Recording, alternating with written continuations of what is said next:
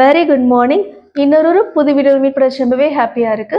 இன்னைக்கு எதை பத்தி பார்க்க போறோம் அப்படின்னா, ஆல்ரெடி என்னோட சேனல்ல வந்து சிபிஎஸ்இ, ஸ்டேட் போர்ட், மெட்ரிக், ஐசிஎஸ்சியை பத்தி ஃபுல் டீடைல் வீடியோ போட்டிருந்தேன். நல்ல ரெஸ்பான்ஸ் இருந்தது. சில பேரண்ட்ஸ் வந்து என்கிட்ட கமெண்ட்ஸ்ல குவரியா கேட்டிருந்தீங்க, நான் ரிப்ளை கொடுத்திருந்தேன். சில பேரண்ட்ஸ் வந்து மெயில் பண்ணியிருந்தீங்க, அரௌண்ட் 6 to 7 மெயில்ஸ் கிட்ட வந்திருந்தது. அதை வந்து நான் செப்பரேட்டா ரிப்ளை பண்றதை காட்டிலையுமே ஒரு மொத்த வீடியோவா போட்டுருவோம், ஒரு பதில் தர வீடியோ மாதிரி போட்டுருவோம்னு சொல்லிட்டு தான் இந்த வீடியோ ஷூட் பண்ணிட்டு இருக்கேன்.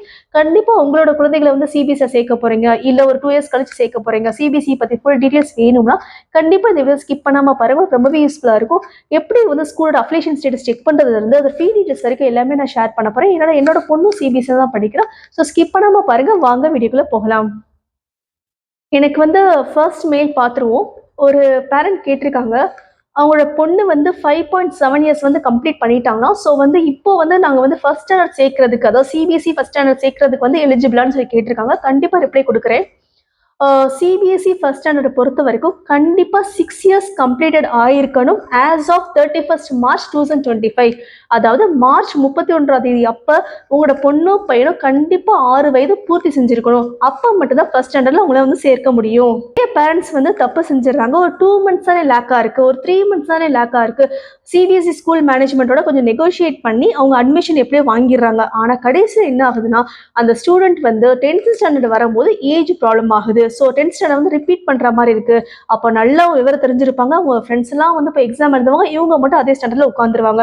அந்த மாதிரி உங்க கஷ்டத்தை வந்து உங்க குழந்தைகளுக்கு கொடுத்துடாதீங்க. ஒரு 3 months 4 months லேக்குக்கெல்லாம் பார்த்துட்டு கஷ்டப்பட்டு வந்து ஃபர்ஸ்ட் ஸ்டாண்டர்ட் அட்மிஷன் வாங்க வேண்டாம். அவங்க யூகேஜிலே ரிப்பீட் பண்ணட்டும், அதுக்கப்புறமா ஃபர்ஸ்ட் ஸ்டாண்டர்ட் சேருங்க. கரெக்டான ஏஜ் வந்ததுக்கப்புறம் ஃபர்ஸ்ட் ஸ்டாண்டர்ட் போட்டால் மட்டும்தான் அவங்களுக்கு பப்ளிக் எக்ஸாமினேஷன் வரப்ப எந்த ஒரு தொந்தரவும் இல்லாமல் ரொம்ப போல்டாக வந்து எக்ஸாமினேஷன் ஃபேஸ் பண்ணுவாங்க. ஸோ ஃபர்ஸ்ட் வந்து மெயிலுக்கு வந்து நான் ரிப்ளை கொடுத்துட்டு நம்புறேன்.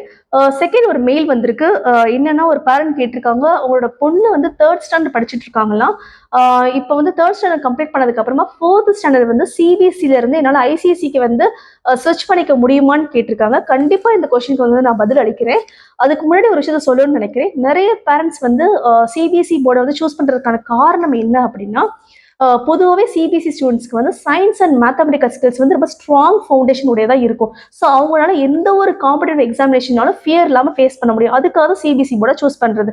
சில பேரண்ட்ஸ் ஏன் ஐசிஎஸ்சி சூஸ் பண்ணிட்டு போகிறாங்க அப்படின்னா, ஸ்கூல் லெவல் ஸ்டடீஸ் முடிச்ச உடனே இமீடியட்டாக வந்து அவங்களோட கிராஜுவேஷன் ஸ்டடீஸை வந்து அப்ராடில் போய் பர்சியூ பண்ணுற மாதிரி இருக்கும். அதுக்காக தான் நிறைய பேர் என்னன்னா ஐசிஎஸ்சி சூஸ் பண்ணுறாங்க. அந்த மாதிரி தான் அந்த பேரண்ட் வந்து தன்னோட பொண்ணை வந்து அப்ராட் அனுப்புகிற ஒரு ஐடியா இருக்குன்னு நினைக்கிறேன். அதுக்காக தான் கேட்குறாங்க, ஸ்விட்ச் பண்ணிக்க முடியுமான்னு. இந்த கொஸ்டினுக்கான ஆன்சர் வந்து அஃப்கோர்ஸ் எஸ், கண்டிப்பாக ஸ்விட்ச் பண்ணிக்க முடியும். 3rd ஸ்டாண்டர்ட் கம்ப்ளீட் பண்ணதுக்கு அப்புறமா ஸ்கூல்ல வந்து மார்க் ஷீட், டிசி வாங்கிட்டு நீங்கள் எந்த ஐசிஎஸ்சி ஸ்கூலில் சேர்க்க விரும்புறீங்களோ அங்கே போய் நீங்கள் வந்து அப்ரோச் பண்ணுங்க. கண்டிப்பாக அவங்க சேர்த்துப்பாங்க, எல்லா எலிஜிபிலிட்டியும் இருக்கு. பட் அதுக்கு முன்னாடி ஒரு விஷயத்தை யோசிச்சுக்கோங்க. உங்க லெவல் கன்வீனியன்ஸை மட்டும் யோசிக்காதீங்க, உங்க கிட்ஸ் கன்வீனியன்ஸையும் பாருங்க. ஏன்னா சிபிஎஸ்சியோட ஐசிஎஸ்சி கம்பேர் பண்ணும்போது ரொம்ப டிஃபிகல்ட்டி லெவல்ன்றது ஜாஸ்தியாக இருக்கும். ஸோ கான்செப்ட் ரீதியாக வந்து ரொம்பவே வந்து வாஸ்டா இருக்கும். ஸோ உங்க குழந்தைனால பிக்கப் பண்ண முடியும்னா மட்டுமே வந்து நீங்க சிபிஎஸ்சி வந்து ஐசிஎஸ்சி சூஸ் பண்ணுங்க. உங்க கன்வீன்ஸை பார்க்கறதுக்கு முன்னாடி உங்க குழந்தையோட கன்வீன்ஸை பார்த்துக்கோங்க. ஸோ செகண்ட் மெயிலுக்கு வந்து நான் ஆன்சர் பண்ணிட்டேன்னு நினைக்கிறேன். 3rd மெயிலுக்கு போயிடுவோம். ஸோ 3rd மெயில் என்னன்னு பார்த்துருவோம். 3rd அண்ட் 4th மெயில் வந்து ஒரே மாதிரி தான் கேட்டிருக்கீங்க. ஒருத்தவங்க கேட்டிருக்கீங்க எப்படி ஒரிஜினல் சிபிஎஸ்சி ஸ்கூலில் இல்லைன்னு கண்டுபிடிக்கிறதுன்னு. இன்னொருத்தவங்க கேட்டிருக்கீங்க சிபிஎஸ்சி அஃபிலியேஷன் ஸ்டேட்டஸை வந்து எதில் போய் செக் பண்ணுறதுன்னு சொல்லி கேட்டிருக்கீங்க. கண்டிப்பாக இதுக்கு வந்து நான் இப்போ ஆன்சர் பண்ணிடுறேன். எஸ், இது வந்து ஒரு நல்ல கேள்வி. நிறைய பேரண்ட்ஸ் வந்து நம்ம செலக்ட் பண்ணிருக்க ஸ்கூல் வந்து சிபிஎஸ்சி அஃபிலியேட்டடான்னு பார்க்காமே போய் ஃபீஸை கட்டிடுறாங்க. பப்ளிக் எக்ஸாமினேஷன் வரும்போது அவங்களுக்கே தெரியுது அது அஃபிலியேட்டடே வாங்காத ஒரு ஸ்கூல்னு சொல்லிட்டு. அதுக்கப்புறமா வந்து வருத்தப்பட்ட எந்த பிரயோஜனமும் கிடையாது.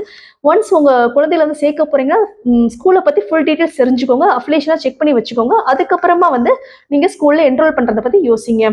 நான் அடுத்த கிளிப் ஆட் பண்ணுறேன், எப்படி வந்து நீங்கள் செலக்ட் பண்ணிக்க ஸ்கூல் வந்து சிபிஎஸ்சி அஃபிலியேட்டட் ஸ்கூல்னு கண்டுபிடிக்கிறதுன்னு சொல்லி அடுத்த கிளிப் ஆட் பண்ணுறேன். ஸோ ஸ்கிப் பண்ணாமல் பாருங்கள். நிறைய ஸ்டேட்டில் வந்து நிறைய ஸ்கூல்ஸ் வந்து அஃபிலியேஷனே வாங்காமல் ரன் பண்ணிட்டு இருக்காங்க. நிறைய பேரண்ட்ஸ் வந்து அதை பார்க்காம சிபிஎஸ்சின்னு சொல்லி என்ரோல் பண்ணிடுறாங்க. கடைசியாக என்ன ஆகுதுன்னா, பப்ளிக் எக்ஸாமினேஷன் வரும்போது எங்களால் எதுவும் பண்ண முடியல, ஏன்னா எங்களுக்கு இன்னும் அஃபிலியேஷன் ஸ்டேட்டஸ் கிடைக்கல, நாங்கள் 2 to 3 இயர்ஸ் முன்னாடியே அப்ளை பண்ணிட்டோம், பட் இன்னும் எங்களுக்கு அஃபிலியேஷன் ஸ்டேட்டஸ் வரலன்னு ஒரு காரணமாக சொல்கிறாங்க.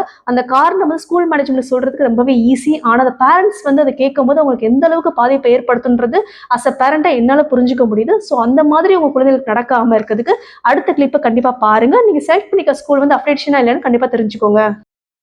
கூகுளில் வந்து சிபிஎஸ்சி அஃபிலியேஷன் செக்குன்னு டைப் பண்ணிக்கோங்க. ஃபர்ஸ்ட்டாக ஒன்று காட்டும். saurus.cbse.government.in அந்த வெப்சைட்டை வந்து கிளிக் பண்ணிக்கோங்க. தெரியுதா? அஃபிலியேட்டட் ஸ்கூல்ஸ்ன்னு சொல்லி அதை கிளிக் பண்ணிக்கோங்க. கிளிக் பண்ணதுக்கு அப்புறமா அதோட வெப்சைட் வந்து ஓப்பன் ஆகும். அதில் லிஸ்ட் ஆஃப் அஃபிலியேட்டட் ஸ்கூல்ஸ்னு ஒரு ஆப்ஷன் இருக்குல்ல, ஃபர்ஸ்ட் அதை கிளிக் பண்ணிக்கோங்க. அதை கிளிக் பண்ணதுக்கு அப்புறமா கீழே லிஸ்ட் ஆஃப் அஃபிலியேட் ஸ்கூல்ஸ்னு ஒரு ஆப்ஷன் காட்டும், அதையும் கிளிக் பண்ணிக்கோங்க. கிளிக் பண்ணதுக்கு அப்புறமா நம்ம உள்ள போயிடுவோம். போனதுக்கு அப்புறமா ஃபர்ஸ்ட் ஆப்ஷன் வந்து கீவேர்ட் வைஸ்ன்னு இருக்கு. கீவேர்ட் வைஸ்னா நீங்க சர்ச் பண்ணிருக்க ஸ்கூலோட நேம் தெரியும்னா நீங்க அதுல வந்து டைப் பண்ணி சர்ச் கொடுத்து அந்த ஸ்கூல் இருக்கா இல்லையான்னு சொல்லி செக் பண்ணிக்கலாம். பாருங்க கீழே என்ன காட்டுது, keywords any word from school name or address. So கொடுத்து நீங்க செக் பண்ணிக்கலாம். இன்கேஸ் நீங்க அப்ளிகேஷன் நம்பர் வச்சிருக்கீங்கன்னா அதை கொடுத்து நீங்க செக் பண்ணிக்கலாம். இல்லைன்னா state wise, region wise, school level வைஸும் செக் பண்ணிக்கலாம்.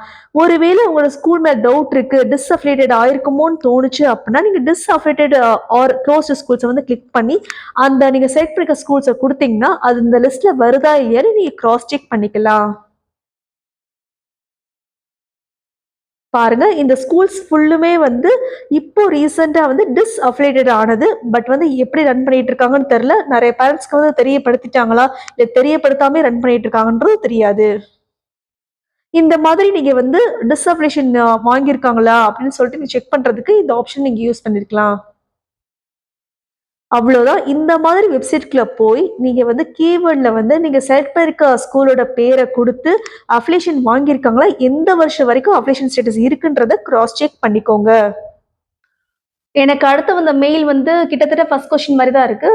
Age requirement for first standard சிபிஎஸ்சின்னு கேட்டிருக்கீங்க. கண்டிப்பா 6 இயர்ஸ் வந்து கம்ப்ளீட் பண்ணியே ஆகணும். இன்னொன்னு கீழே கேட்டிருக்கீங்க, எல்லா ஸ்டேட்டுக்குமே இது பொருந்துமா இல்லை 6 இயர்ஸ் மேண்டேட்டரியில வந்து சில ஸ்டேட்ஸ்க்கு வந்து தளர்வுகள் எதுவும் இருக்கான்னு சொல்லி கேட்டிருக்கீங்க. எதுவுமே கிடையாது. ஸ்டேட் வந்து சிபிஎஸ்சி போர்டில் வந்து எதுவுமே இன்டர்வெயின் பண்ண முடியாது. கண்டிப்பா வந்து சென்ட்ரல் கவர்மெண்ட் வந்து டிசைட் பண்றது. ஸோ கண்டிப்பா ஃபர்ஸ்ட் ஸ்டாண்டர்ட் சேர்க்கணும் அப்படின்னா சில்ட்ரன் வந்து கண்டிப்பா 6 இயர்ஸ் வந்து கம்ப்ளீட் பண்ணியே ஆகணும். அடுத்த மெயில் என்ன கேட்டிருக்கீங்க அப்படின்னா ஃபீ டீடைல்ஸ் ப்ளீஸ்ன்னு கேட்டிருக்கீங்க. கண்டிப்பாக ஷேர் பண்ணுறேன். ஃபர்ஸ்ட் ஸ்டாண்டர்டுக்கு வந்து ஒரு ஸ்கூல் வந்து நீங்கள் சூஸ் பண்ணியிருக்கீங்க, இன்ஃப்ராஸ்ட்ரக்சர் அந்த அளவுக்கு இல்லை அப்படின்னா ஸ்டார்டிங் ஃபீ வந்து கண்டிப்பாக 60,000 ஸ்டார்ட் ஆகும், 60K ஸ்டார்ட் ஆகும். ஒருவேளை நீங்கள் சூஸ் பண்ணிக்க ஸ்கூல் வந்து ரொம்ப இன்ஃப்ராஸ்ட்ரக்சர் ரொம்ப ஹையாக இருக்குது, ப்ளஸ் கோ கரிக்குலர் ஆக்டிவிட்டிஸ் நிறைய ப்ரொவைட் பண்ணுறாங்க அப்படின்னா அப் டு 1.2 lakhs வரைக்கும் போகிறதுக்கு வாய்ப்பு இருக்குது. ஸோ சிபிஎஸ்சின்னு எடுத்துக்கிட்டோம்னா ஃபார் ஃபர்ஸ்ட் ஸ்டாண்டர்ட் வந்து 60,000 தான் மினிமம், மேக்ஸிமம் வந்து 1.2 lakhs வரைக்கும் போகிறதுக்கு வாய்ப்பு இருக்குது. எவ்ரி இயர் வந்து ஒரு 2K 2.5K வரைக்கும் இன்க்ரீஸ் ஆகும். அடுத்து வந்திருக்க 2 மெயிலுமே வந்து சிமிலராக தான் இருக்கு. என்ன கேட்டிருக்கீங்க அப்படின்னா கரிக்குலம் ப்ளீஸ்ன்னு கேட்டிருக்கீங்க. இன்னொருத்தவங்க வந்து எது வந்து பெஸ்ட்ன்னு கேட்டிருக்கீங்க. நான் ஆல்ரெடி போட்ட வீடியோவே டீட்டெயிலாக சொல்லியிருந்தேன். இப்போ திரும்பவும் சொல்கிறேன். நீங்கள் வந்து உங்கள் கிட்ட வந்து ஸ்டேட் லெவல் எக்ஸாமினேஷனை வந்து நான் ட்ரை பண்ண வைக்க போகிறேன், அதாவது டிஎன்பிஎஸ்சி அந்த மாதிரி எக்ஸாமினேஷனை வந்து நான் வந்து ட்ரை பண்ணி வச்சு எப்படியாவது வந்து உள்ளே நுழைச்சிடணும், கவர்மெண்ட் செக்டரை நுழைச்சிடணும் நீங்கள் ஆசைப்படுறீங்க அப்படின்னா ஸ்டேட் போர்டே சூஸ் பண்ணிக்கோங்க, இல்லை மெட்ரிகுலேஷன் சூஸ் பண்ணிக்கோங்க. இன்கேஸ் வந்து நீங்கள் ஆல் ஓவர் இந்தியா நடக்கக்கூடிய எல்லா காம்படிட்டிவ் எக்ஸாமினேஷனையும் என் குழந்தை கலந்துக்கணும்னு ஆசைப்படுறேன் அப்படின்னா கண்டிப்பாக சிபிஎஸ்சி போர்டை பார்த்து போயிடுங்க. ஐசிஎஸ்சி எதுக்குன்னு ஆல்ரெடி சொல்லிட்டேன். கண்டிப்பாக ஸ்கூல் லெவல் ஸ்டடீஸை மட்டும் இந்தியாவில் முடிச்சுட்டு அப்ராட்ல போய் கிராஜுவேஷன் ஸ்டடீஸ் கண்டினியூ பண்ணுற மாதிரி இருக்கிறா நீங்கள் ஐசிஎஸ்சி சூஸ் பண்ணிக்கோங்க. ஸோ ஆல்மோஸ்ட் வந்து நான் எல்லா மெயிலுக்குமே வந்து ரிப்ளை பண்ணிட்டேன்னு நினைக்கிறேன். வந்தது ஒரு 6 to 7 எல்லாமே ரிப்ளை பண்ணிட்டேன். ஸோ இதில் ஏதாவது ஒரு டவுட் இருக்குன்னா கண்டிப்பாக கமெண்ட் பாக்ஸில் கேளுங்க, நான் ரிப்ளை பண்ணுறேன். இந்த வீடியோ யூஸ்ஃபுல்லாக ஷேர் பண்ணுங்கள், சப்ஸ்கிரைப் பண்ணுங்கள், and please stay tune for more updates. Thank you so much for வாட்சிங்.